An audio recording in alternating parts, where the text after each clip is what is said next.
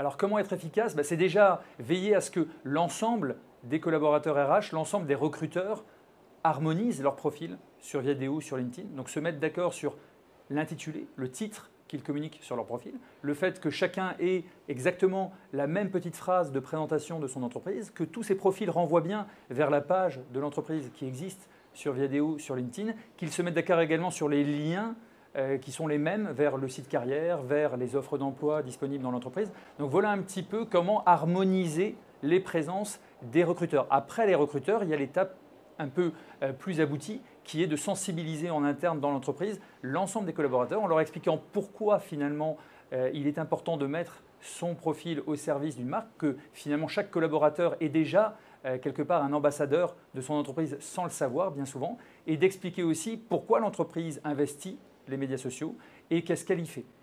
En un mot, il faut une stratégie. Et il faut une véritable stratégie. Là, on est complètement sorti de l'idée un peu gadget du début.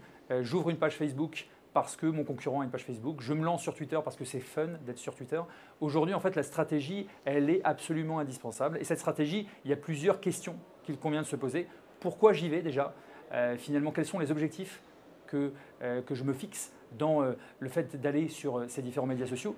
Quelles sont les personnes que je souhaite toucher? Qui sont mes cibles? Donc, quels sont les candidats que je souhaite adresser en étant présent sur ces médias sociaux? Où se trouvent mes cibles?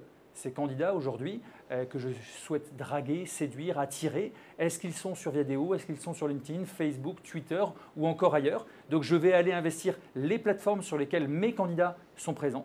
Quel est le contenu? Qu'est-ce que je vais leur raconter? Quelle histoire je vais partager?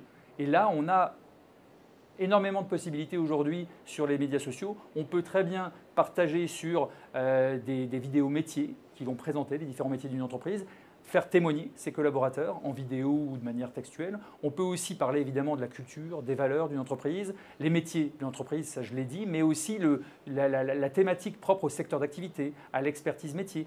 Il y a voilà, une foule de choses que l'on peut partager, et ce contenu, en ayant une ligne éditoriale très claire, va permettre de cultiver cette image de marque employeur et de donner envie à des candidats de s'intéresser à l'entreprise et peut-être d'aller voir les offres d'emploi même quand ils ne sont pas nécessairement sur le marché.